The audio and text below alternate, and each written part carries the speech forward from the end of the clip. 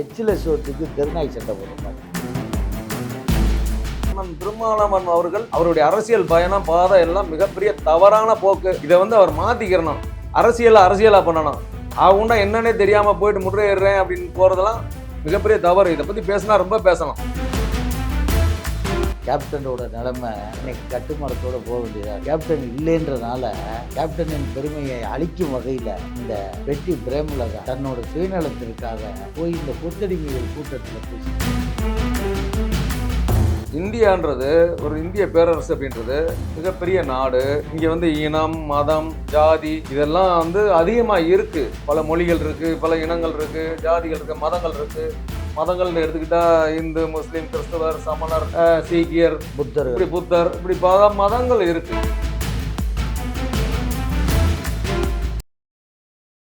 தலைவர் வணக்கம். வணக்கம் தலைவரே. ரொம்ப நாளைக்கு சந்திக்கிறோம். ஆமா, ரொம்ப நாளைக்கு அப்புறம் சந்திக்கிறோம். இப்ப சொல்லுங்க. ஒரு ஆர்ப்பாட்டம் ஒன்று தோல் திருமாவளவன் அவர்கள் சென்னையில் வச்சு நடத்துறாரு. இதை பற்றி உங்களோட அபிப்பிராயம் என்ன? கருத்து தலைவரே, திருமாவளவனுக்கு, அண்ணன் திருமாவளவன் அவர்களுக்கு நாட்டுல என்ன நடக்குதுன்னு தெரியுமா தெரியலையான்னு தெரியல. அவர் என்ன மாதிரி அரசியல் பண்றாருன்னு புரிய. பகல்காம்ல தாக்குதல் நடந்தப்ப நீ வாய மூடி இருந்தீங்க. அண்ணன் திருமாவளவன் அவர்கள் வாய மூடி இருந்தாரு. புல்வாமால நடந்துச்சு, வாய மூடி இருந்தாரு. ஒரு சாதி கட்சியை வச்சு ஒரு அரசியல் பண்ண மாதிரி என்ன நினைச்சுக்கிட்டு இருக்காரு. நம்ம இந்தியான்றது ஒரு இந்திய பேரரசு அப்படின்றது மிகப்பெரிய நாடு. இங்க இனம், மதம், ஜாதி இதெல்லாம் அதிகமா இருக்கு. பல மொழிகள் இருக்கு, பல இனங்கள் இருக்கு, ஜாதிகள் இருக்கு, மதங்கள் இருக்கு. மதங்கள்னு எடுத்துக்கிட்டா இந்து, முஸ்லீம், கிறிஸ்தவர், சமணர், சீக்கியர், புத்தர், இப்படி பல மதங்கள் இருக்கு. நாம இதை எல்லாத்தையும் அரவணைச்சு இந்த இந்திய பேரரசை வழி நடத்திக்கிட்டு இருக்காங்க. இன்னைக்கு பாத்தீங்கன்னா பாரதிய ஜனதா ஆளுங்கட்சியான பாரத பிரதமர் மோடிஜி அவர்கள் வழி நடத்தி யாருக்கு எந்த பாதகமும் இல்லாம சரிசமமா நடத்தி எல்லாம் சுதந்திரமா வாழ்ந்துட்டு இருக்கோம் இந்த நாட்டுல. ஆனா இவங்க என்னடான்னா, இவங்க எதுக்கு எடுத்தாலும் உலக அரசியல் பண்ணணும்ன்ற எல்லாத்துக்கு இல்ல தலைவரே. எதுக்கு எடுத்தாலும் பாருங்களேன், இவங்கள ஒரு இந்து மதத்தை தாக்குவாங்க, இஸ்லாமிய மதம் ஒரு நல்ல மார்க்கம்வாங்க. இஸ்லாமிய மதத்தை நாங்க யாரும் வெறுக்கல. அவங்க எல்லாம் ஆதரிக்கிறாங்க. தொப்புள் குடி உறவு, நம்ம எல்லாம் மனிதர்கள் தான். நல்ல மதம் தான், கிறிஸ்தவமும் நல்ல மதம் தான். ஆனா அவங்கவுங்க மதம் அவங்களுக்கு இந்து நல்ல மதம் தான், புத்த மதம் எல்லாத்தையும் யாரையும் கொடுமைப்படுத்தவோ சுதந்திரத்தை பறிக்கவோ இல்லை. சுதந்திரமா நம்ம நாடு வாழ்ந்துட்டு இருக்கு. ஆனா இவங்க அரசியல் பண்றதுக்காக உடனே என்ன நடக்குதுன்னு தெரியும், அங்க என்ன பிரச்சனை நடக்குதுன்னு தெரியாம அவர் போய் முற்றுகையிடுறாரு. என்ன முற்றுகையிடுறாரு? இதெல்லாம் தவறு தலைவரே. திருமாவளவன் அவர்கள், அண்ணன் திருமாவளவன் அவர்கள் அவருடைய அரசியல் பயணம் பாதை எல்லாம் மிகப்பெரிய தவறான போக்கு. இதை அவர் மாத்திக்கிறணும், அரசியலா பண்ணணும். அவங்க என்னன்னே தெரியாம போயிட்டு முறையிடுறேன் அப்படின்னு போறதெல்லாம் மிகப்பெரிய தவறு. இதை பத்தி பேசினா ரொம்ப பேசலாம். தலைவரே, நான் ஒண்ணு கேக்குறேன். இது ஒரு பக்கம் இருக்கட்டும். இப்ப நான் அரசியலுக்கு வருவான். தொகுதி பங்கீடு இப்ப ஏதோ பேசிட்டு இருக்காங்களே காங்கிரஸும் திமுகவும், அதை பத்தி ஏதாவது தெரியுமா? பங்கீடுன்றது எச்சில சோத்துக்கு தெருநாய் சண்டை போடுற மாதிரி. ஆதியில இருந்தே இந்த காங்கிரஸும் திமுகவும் 70 வருஷமா இந்த நாட்டை கொள்ளடிக்கிறது, சுரண்டுறதுலையும் தான் இருக்காங்க. இவங்க பூரா வெளிநாட்டுல சொத்து சேர்த்து வச்சிருக்காங்க. இப்போ மேற்கொண்டு காங்கிரஸ் அழிந்து கொண்டு இருக்கிறது. தமிழ்நாட்டில் ஒன்று தான் இப்போ திமுகவோட ஆதரவோட சப்போர்ட்ல இருக்கு. இருப்பினும் அவங்க கெத்து காமிக்கிற மாதிரி உட்காந்துட்டு எனக்கு 29 சீட்டு கொடு, 30 சீட்டு கொடு, 35 சீட்டு கொடுன்ற ஒரு இதில் ஏன்னா இந்த தாவேகா கட்சின்னு ஒன்று இருக்கு பார்த்தீங்களா, அதுக்கு தாவற மாதிரி காமிச்சிட்டு இந்த திமுக பயன்படுத்துறாங்க. தாவேகாவை வச்சுக்கிட்டு பயன்படுத்துறாங்க. 2 பேருமே தந்திரமான ஆளுக தான். இருந்தாலும் ஒருத்தருக்கு ஒருத்தர் இப்ப அடிதடி சண்டை, நாய்கள் புரள்ற மாதிரி புரள்றாங்க. ஆனா எல்லாருமே ஒன்று கூட. அதாவது ஒரு படத்துல காமெடி பண்ற மாதிரி பண்ணுவாங்க. காமெடி நடக்கும் ஒரு சீன். என்னை ஜப்பான்ல கூப்பிட்டாங்க, சிங்கப்பூர்ல கூப்பிட்டாங்க அப்படின்னு சொல்லுவாங்க. அந்த மாதிரி தான் இப்ப இருக்க சூழ்நிலைக்கு காங்கிரஸ் ஒரு அட்வான்டேஜ் எடுத்து இவங்கள மிரட்டி பாக்குது. மற்றபடி காங்கிரஸ் கட்சி இந்தியாவில இருந்து ஒழியுது. காங்கிரஸ் முக்து பாரத், கரெக்ட். திமுக முக்து தமிழ்நாடு, இதுதான் ஸ்லோகனே. காங்கிரஸ் இல்லாத பாரதம், திமுக இல்லாத தமிழகம் தான் இந்த தேசிய ஜனநாயக கூட்டணி விரும்புது. ஏன்னா அவங்க பூரா ஊழல். இப்ப 70 வருஷமா அந்த நாட்டை கொள்ளையடிச்சே ஒண்ணுமில்லாம வச்சிருக்காங்க. நம்ம தேசிய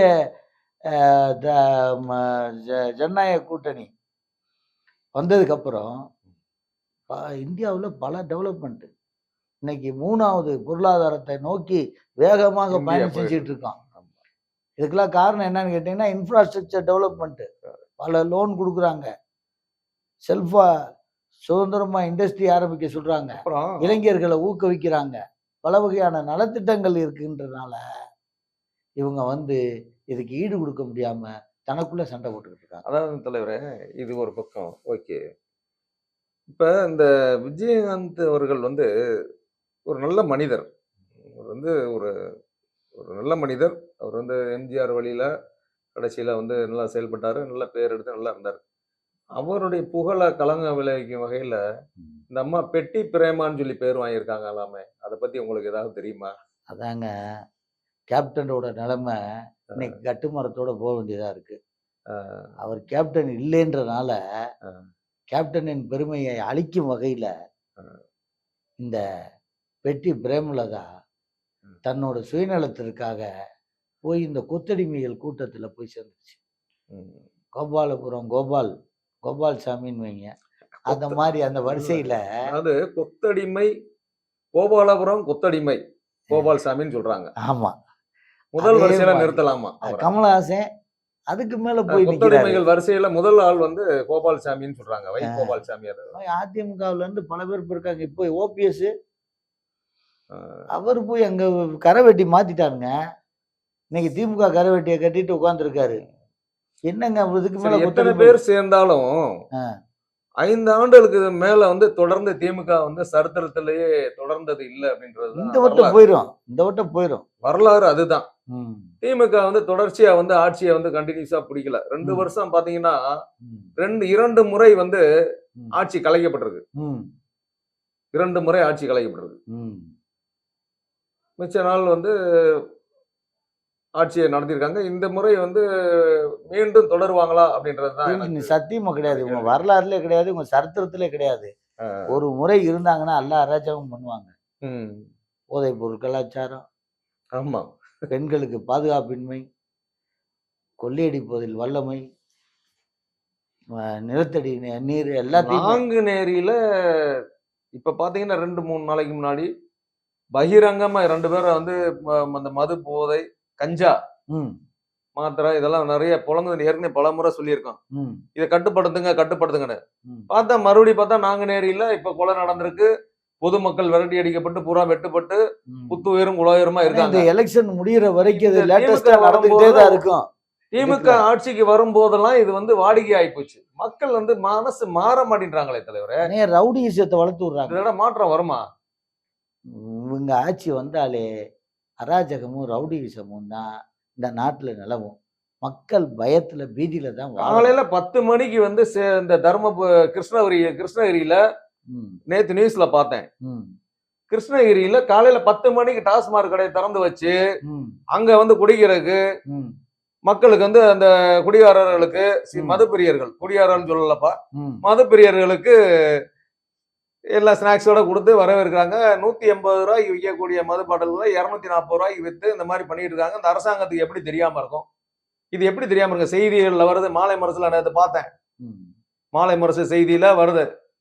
இது எப்படி முதல்வருக்கு எப்படி தெரியாம இருக்கும்? திமுகவினருக்கு எப்படி தெரியாம இருக்கும்? இந்த காவல்துறைக்கு எப்படி தெரியாம இருக்கும்? இதெல்லாம் பல முறை நாங்க சொல்லிக்கிட்டே இருக்கோம். இதை ஏன் கண்டிக்காம இருக்கீங்க? மக்கள் மாறணும்.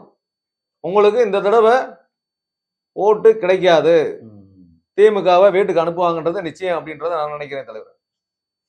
மக்களை ஏதான ஒரு போதையிலே வச்சிருக்கிறது, மயக்கத்திலே வச்சிருக்கணும். காசுக்கு மயங்கணும், போதைக்கு மயங்கணும், மாதுக்கு மயங்கணும், மதுவுக்கு மயங்கணும்.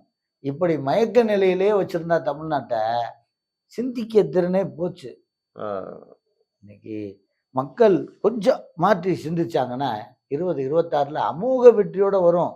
தேசிய ஜனநாயக கூட்டணி அமோக வெற்றி வரணும். வரும். ஏன் அப்படின்னா இங்க நடக்கிற நிலவரத்தை பார்த்தா அந்த நாடு வந்து முன்னேறணும், நாடு நல்லா இருக்கணும், தமிழகம் நல்ல ஆட்சி வரணும், மக்கள் நல்ல நலமுடன் வாழணும் அப்படின்னா ம். இந்த ஆட்சியை அகற்றி விட்டு ம். பாரதிய ஜனதா கூட்டணி, தேசிய ஜனநாயக கூட்டணி கட்சி ம். வெற்றி பெறும் அப்படின்றதுல எனக்கு நம்பிக்கை 100% இருக்கு தலைவரே. நன்றி தலைவர், நன்றி. சரியா சொன்னீங்க.